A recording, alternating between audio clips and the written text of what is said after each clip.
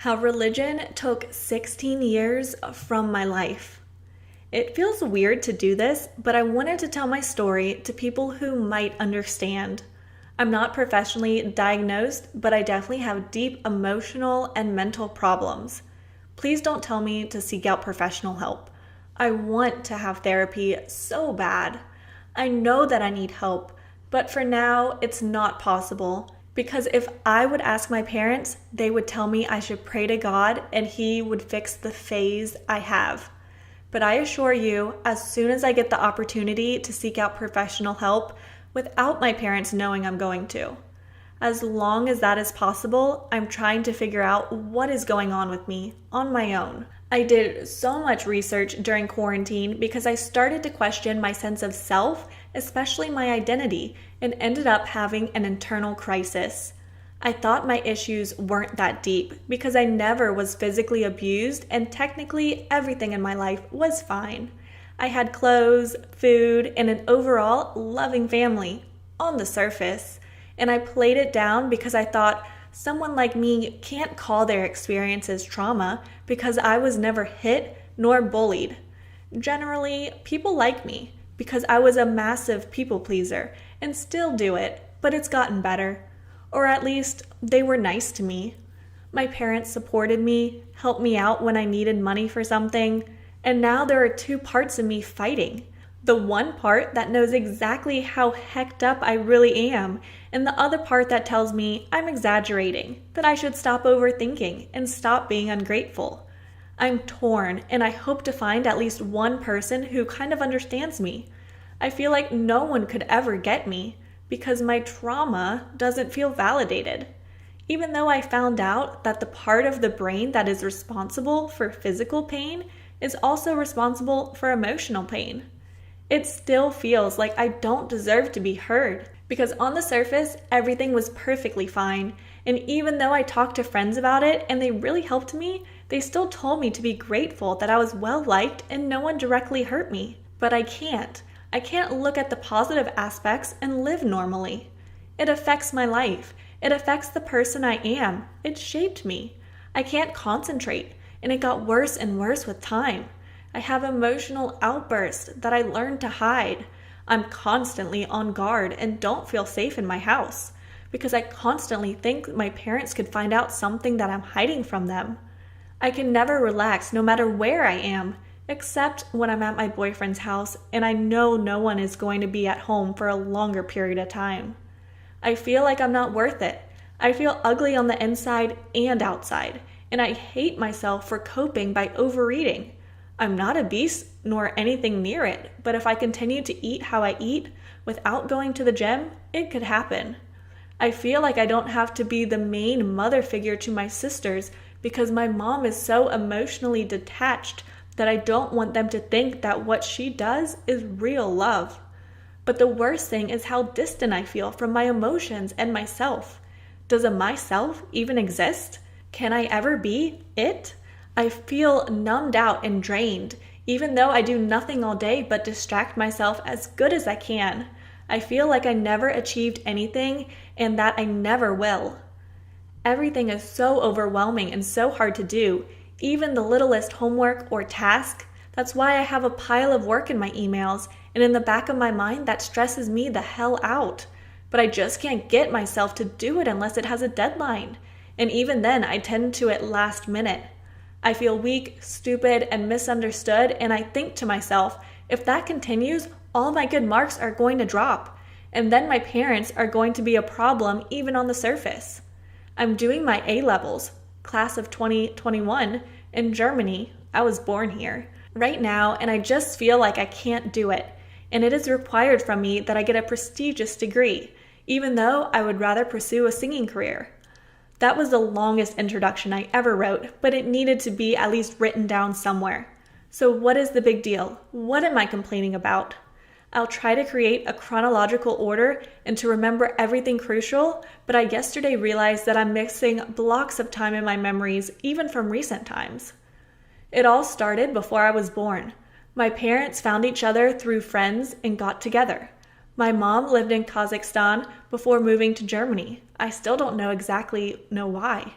And my father lived in Siberia before moving to Germany. His and my uncle's parents wanted to prevent them from having to fight in a war zone. And so they happened to live in the same city and they met. They got together and married. Then their neighbors invited them to go with them to a Russian-German evangelical church, and they ended up being members. Then I was born and everything was perfect. I was in church every Sunday from the moment my mother could leave the hospital. I never knew anything different. And as soon as I was able to be separated from my mother for 2 to 3 hours, I was with other children my age while the adults were attending the big service. And then the indoctrination started. I don't remember much from my time in church, or the cult as I call it now, from the time before I was 12. I only remember my time in school, which is very odd to me, but what do I know? I just remember being a people pleaser from the start and everything they taught us, but there aren't many clear memories. I was good at being a people pleaser. Now it's easy for me to approach people and connect on a surface level, but at what price? It's scary to me that my memories are so blurry. I don't even know who I was friends with or if I even had friends before the age of 10. I just remember that I wanted to be perfect in God's eyes. I wanted to be the perfect example of a girl who loves Jesus with all her heart. I wanted people in church to look at me and think I will make it far in my faith. And I achieved that, I think. But now I hate my past self for caring so much. So what were we taught there? God created the world, Jesus died for my sins and resurrected after 3 days. The Bible is the only truth and the only way I must live. Everything else is the devil's work. And even though they didn't say it in particular, but that our church is the only one to teach the real truth, and that every other church doesn't have God in it and immediately leads to hell and damnation. We were taught that the secular world was highly dangerous, and as soon as we were not following one of God's, the church's, rules, we were open for demons to attack us. And to make it short, you could sin by thinking something. So we were taught to somehow control our thoughts, but give full control to God over every little aspect in our lives, because everything is predestined and we don't have control about anything anyways. But we're still responsible for our actions somehow, and we still have a free will granted from God. While writing this, I really understand how contradicting this is, and it was a core belief of mine.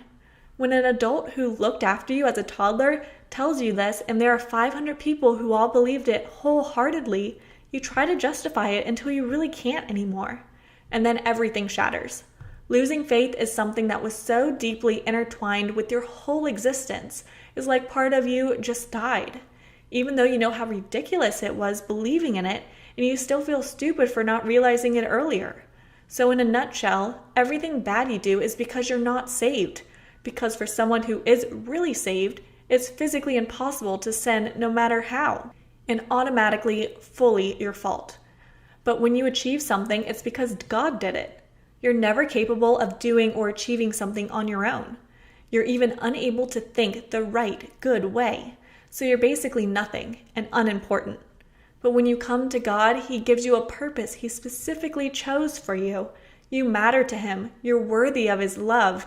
And even though we were taught He is forgiving to everyone and almost everything, if you only follow Him everywhere He leads you.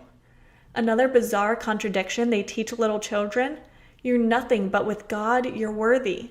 It makes me unbelievably mad that there are gradually more and more children who grow up believing this, who are taught that demons, the devil, and hell are around every corner to take them and torture them for eternity if they slip up one tiny bit.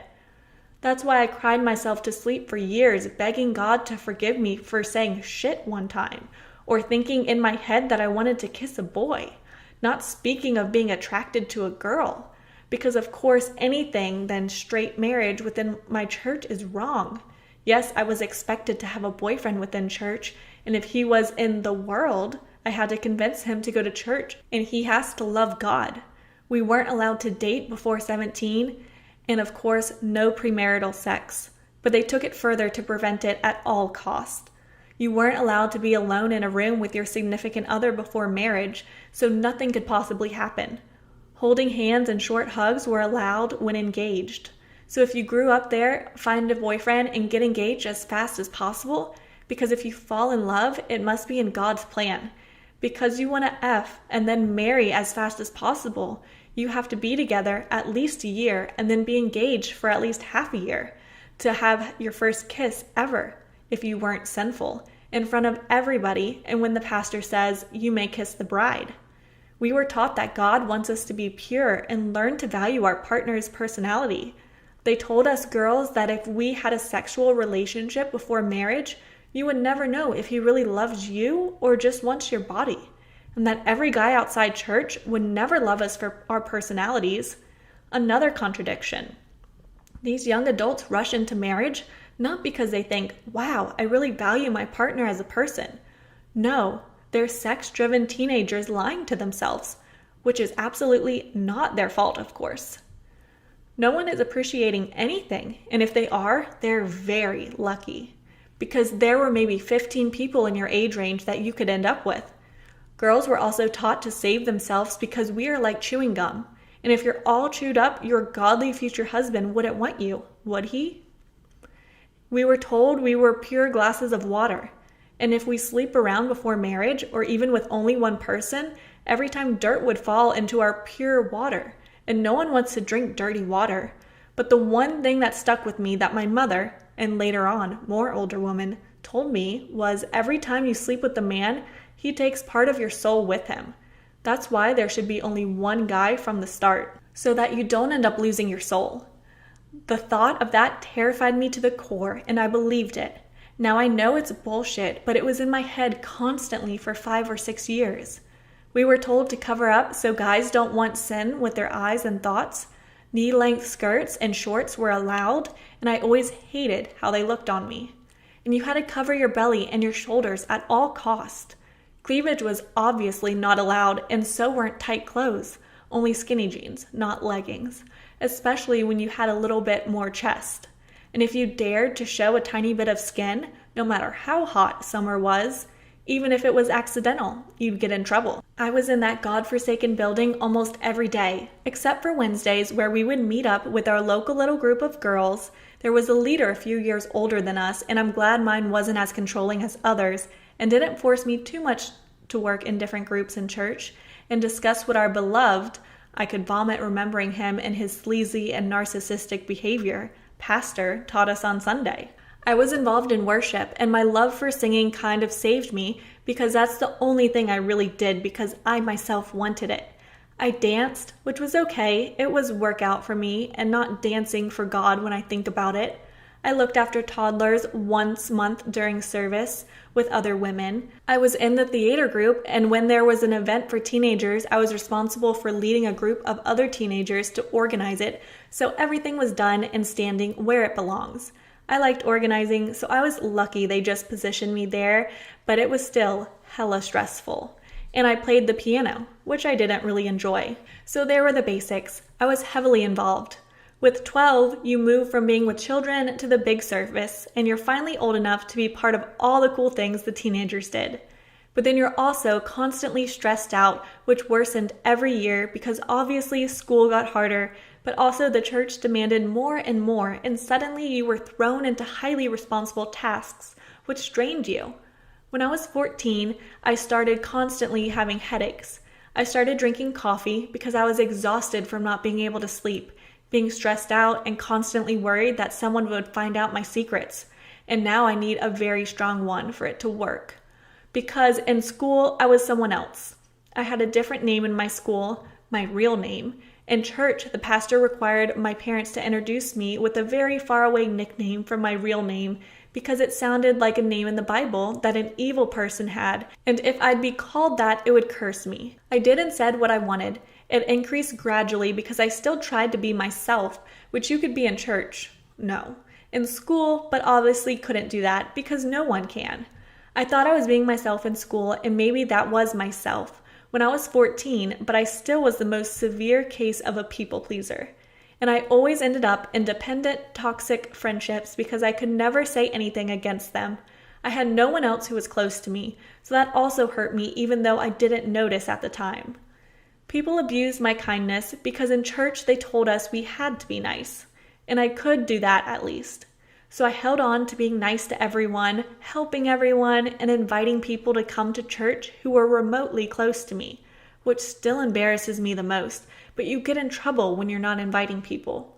I'm so glad I was in a very accepting class.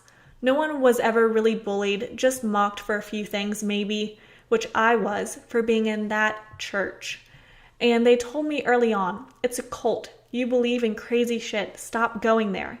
But we were taught that people who were afraid of the truth always say that.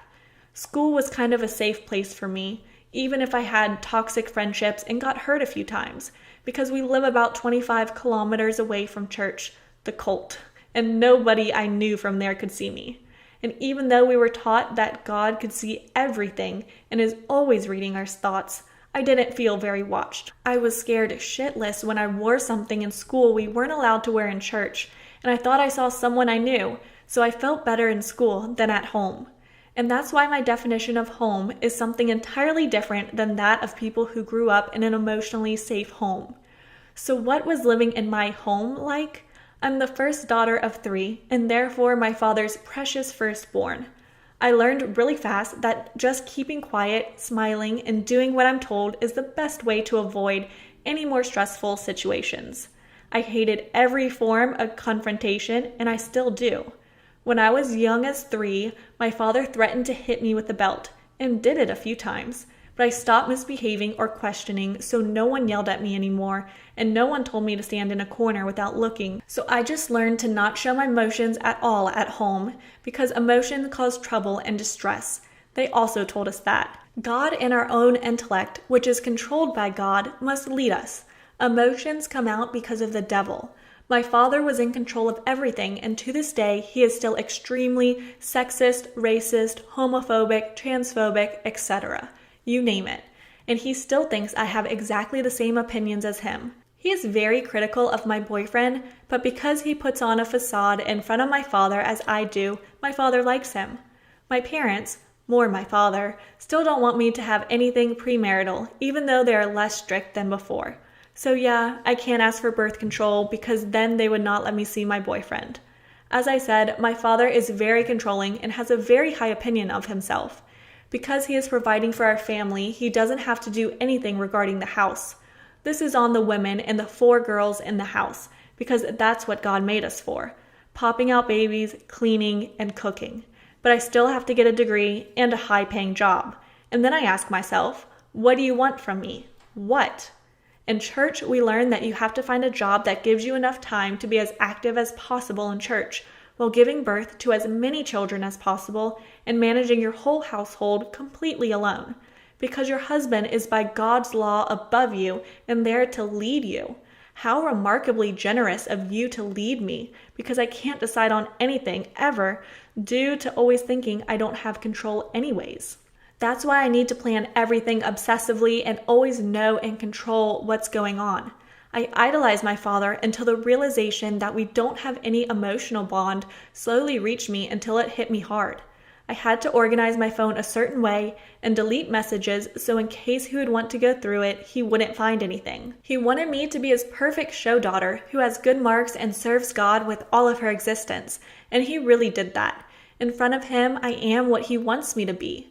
I don't know what my mother wants. She just does what my father tells her and silently agrees to what he has to say. Maybe I learned to behave in that way because she did.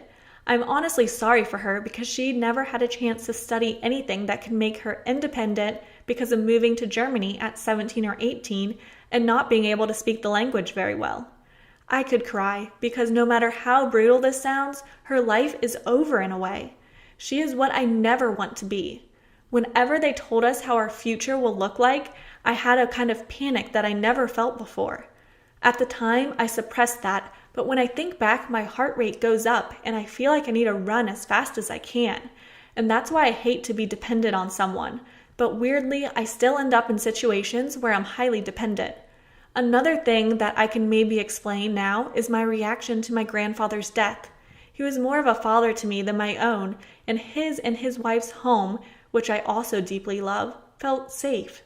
When I was 11 years old, my grandmother, my grandfather's wife, passed away because of cancer. And I was never allowed to see her while she was sick, nor to attend the funeral. And in that time, I already saw my grandpa rarely. When my parents told me my grandma passed away, I cried one time. I know that I was sad, but I somehow can't recall my immediate emotions from that day. And I thought I'm glad that I still have my grandpa, but he passed away 3 months later, and I wasn't able to see him during those months. When my father emotionlessly told us that his father also passed away, I felt nothing. I didn't cry, no reaction at all, and then I didn't think about it for years. But when I was 14, all of a sudden, all of the emotions I should have felt when I was 11 crushed me harder than ever. It was like reliving the day I was told he was gone forever for almost a year, and I was so confused. Why now? Why didn't I feel anything back then? Because my brain was already way too stressed for an 11-year-old and just didn't process properly. Then 3 years later, something triggered my memories and the horrors began. When I was 16, it hit me again because I found out he committed suicide through my cousin. Back to the cult. So am I still there? No. My parents realized how manipulative literally everything about it was, and without telling anyone there, childhood friends I grew up with included, we went there one last time, and on Sunday, the 23rd of September 2018, we drove away and never came back. And many others left too. We still meet every Sunday, and I still sing there because I don't want to confront my parents. I really don't want to be there because every time we're there, I'm not really there. I'm just a shell that moves around. During the preaching, which a few men do in turns, I'm always completely zoned out and can only concentrate for a bit if I really try.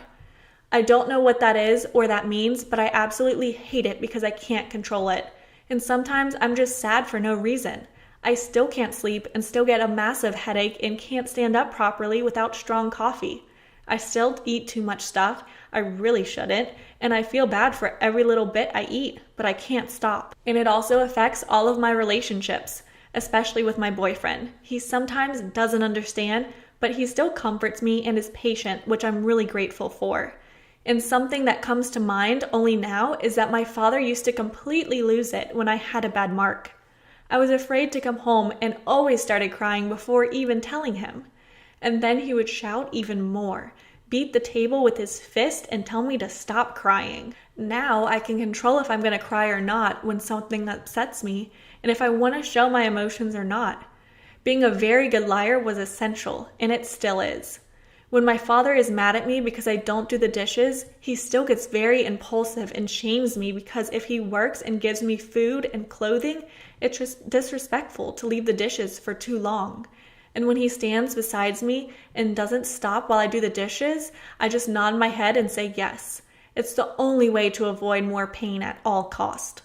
There are these moments, but also the ones where he tries to talk to me and ask how I am, and then he tells me how he loves me, his firstborn princess. He tells me that I'm the best daughter someone could have, and that he's so proud of me. And I just smile at him and say thank you. But on the inside, I think, if you really knew who I really am and what I did that you don't have, you wouldn't talk to me anymore. He is proud of the daughter he created for himself that I still am in front of him. And also my mother tries to get closer to me after 16 years of distance and letting the church raise us. And the only thing I would tell her if I was honest for a few seconds in the midst of all the lies I protect myself with, I'm sorry, but it's too late. I don't have any emotional connection to my parents, and I never had. The first 16 years of my life were partly wasted. I felt like someone took my childhood from me. Even my memories are blurry. And I know it's technically not my parents' fault, but I want to blame them so badly. And it makes me so mad that I was born because of the church, because they convinced my father to have children. I was cursed before I even existed. And still, I can recall a few beautiful memories of things I did with my friends there. The sleepovers, summer camp, singing together, playing hide and seek in the big building. All of us connected through our fear of the dangerous outside world and hell. There is no moment in my life where I wasn't afraid that some adult could dream or feel. They taught us that God could reveal things about people to you when you have a strong connection to the Holy Spirit, that I was a dirty sinner that acted differently in school. And it was so frightening because when it's out that you messed up, you can't attend certain rituals like the Holy Communion. And that's when people know. They see that you're not taking part in it, and the first thing that comes to mind is, of course, premarital sex. When a couple did it and someone found out, it made sure by the authorities that in a week, everyone knows. And I wanted to avoid people thinking that at all costs, so I was very aware and on guard at all the time. I made sure I had a different app also open while watching Vampire Diaries on my phone, because there you could switch faster, so my mother or father, who still just burst into my room whenever they want to, would never know I would watch something the devil created. My parents and everyone in the church who was responsible for me always tried to shelter me and get anything with a bad influence away from me. But I still watched what I wasn't allowed to. The internet and myself raised me when my beliefs started to break away. People like Jenna Marble taught me things parents should teach their kids. I educated myself on so much stuff I missed out on and started to build my own opinions and morals from 14 to 16. Basic knowledge like it's okay to not believe what your parents believe was so new to me. And now I just want to move out and study something so I'm always safe. I can't wait for the day where I'm finally going to be financially independent and don't have to rely on my father. Wow, it feels so good to put that all in words. When you watch until now, you must be really, really bored. But thank you. I appreciate your attention greatly. Greatly. Greatly.